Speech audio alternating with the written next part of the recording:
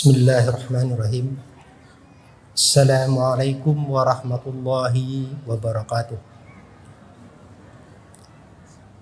Innal hamdalillah nahmaduhu wa nasta'inuhu wa astaghfiruh wa na'udzu billahi min syururi anfusina wa min sayyiati a'malina.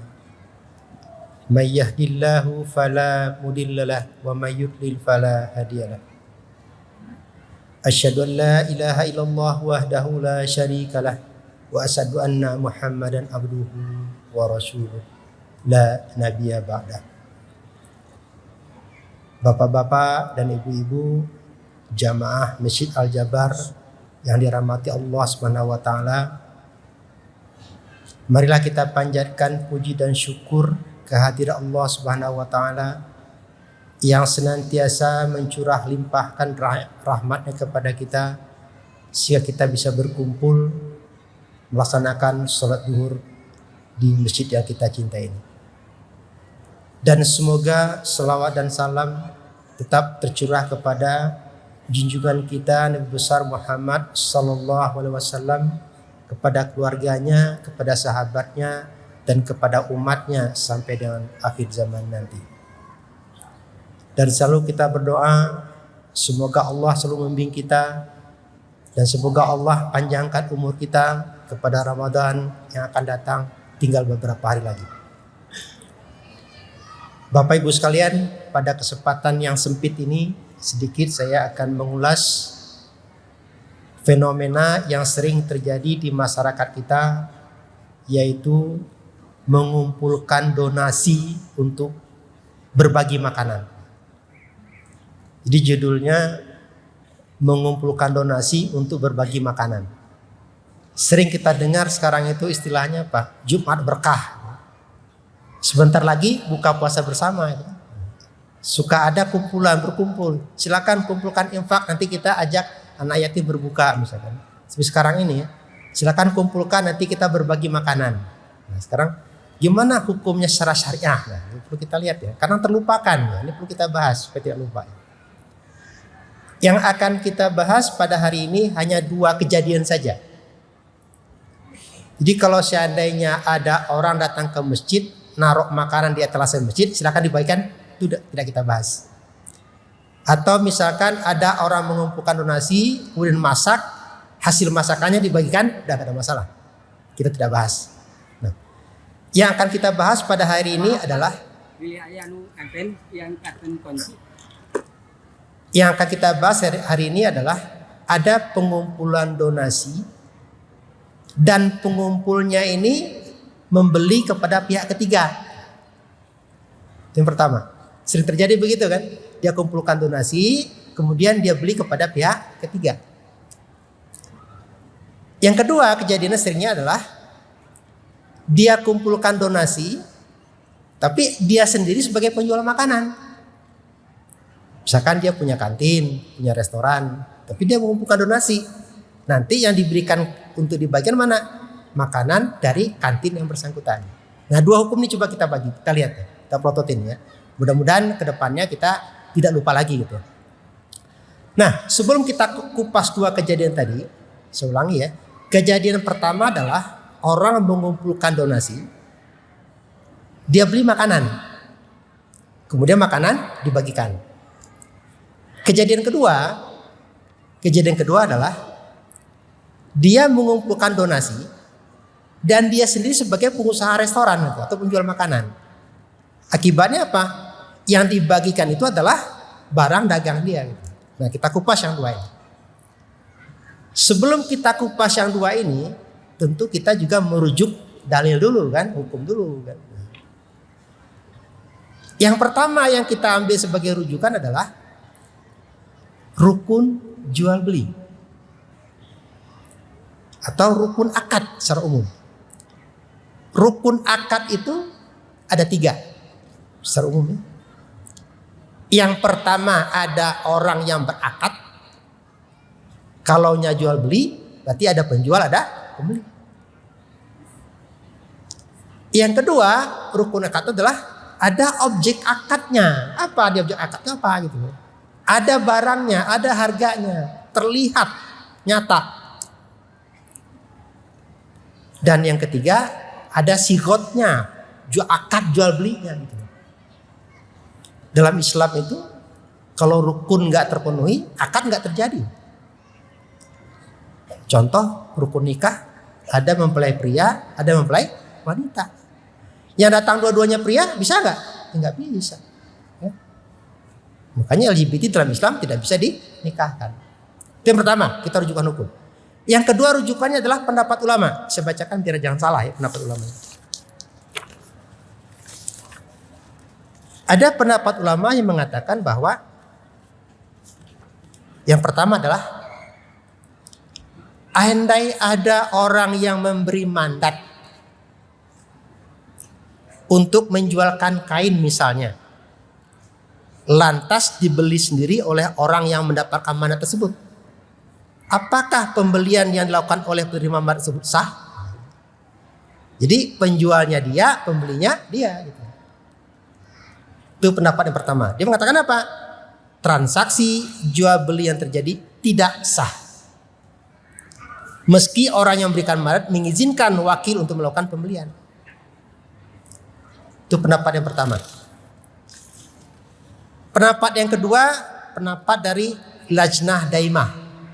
Lajnah Daimah itu kayak di kita MUI-nya, tapi MUI-nya Saudi Arabia. Dia mengatakan bahwa siapa saja yang diberi mandat untuk menjualkan barang dagangan tidak boleh dia membelinya untuk dirinya sendiri. Hal ini dilarang karena apa? Kondisi seperti ini menyebabkan orang tersebut berpeluang besar untuk dicurigai tidak maksimal dalam mengiklankan dan menawarkan barang. Jadi dia penjual, dia pembeli lagi gitu. Artinya para pihak berakadnya tidak terpenuhi, rukun akadnya tidak terpenuhi. Dalam rangka agar kehormatan dan nama baik orang tersebut terjaga dari kecurigaan dan komentar-komentar miring, yang mendapatkan mandat untuk menjualkan barang tidak boleh membeli barang tersebut untuk dirinya sendiri. Jadi kita nggak boleh, saya punya barang, saya beli buat diri saya sendiri, itu nggak boleh.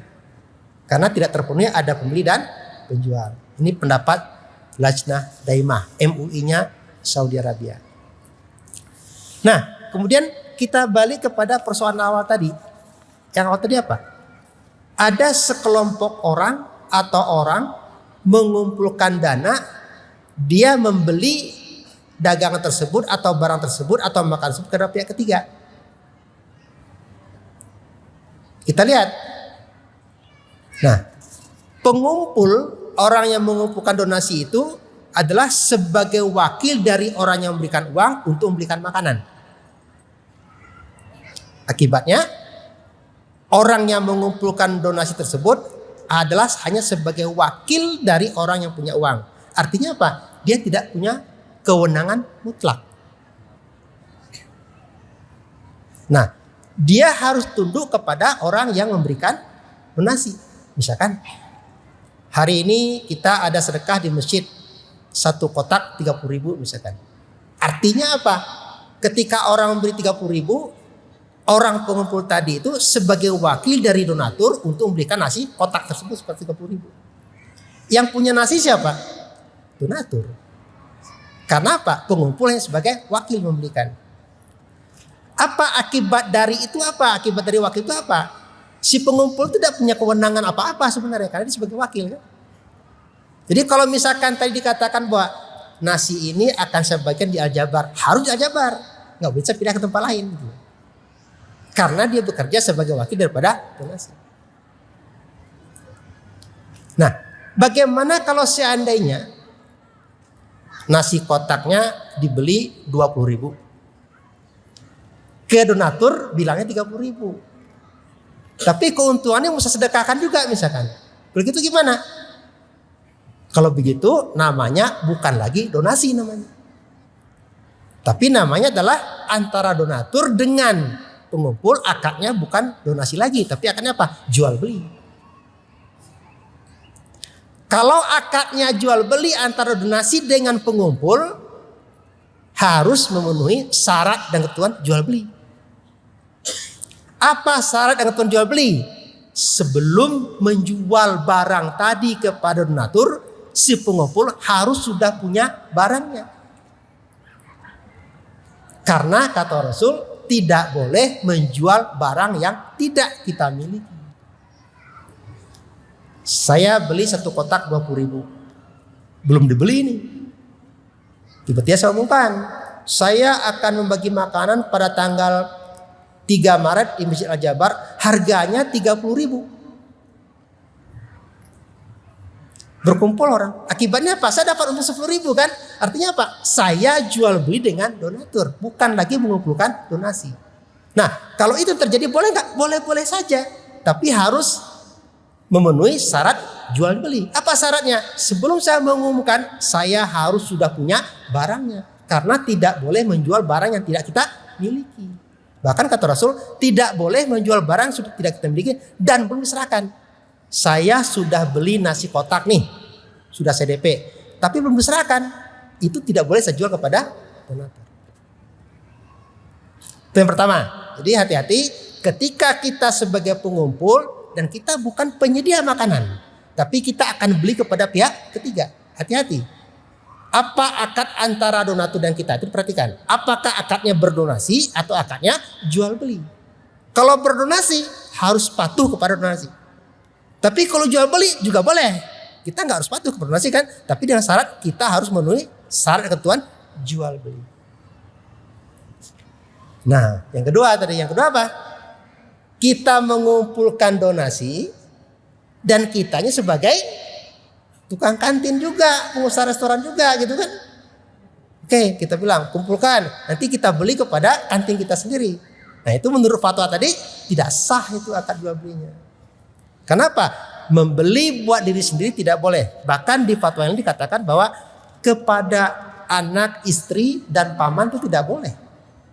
Kenapa? Dicurigai kita tidak bisa berbuat adil. Nah, bagaimana caranya kalau begitu? Saya pengusaha kantin nih, cuma saya pengen mengolah donasi, caranya gimana? Bisa caranya. Siapkan dulu barang-barangnya, sampaikan.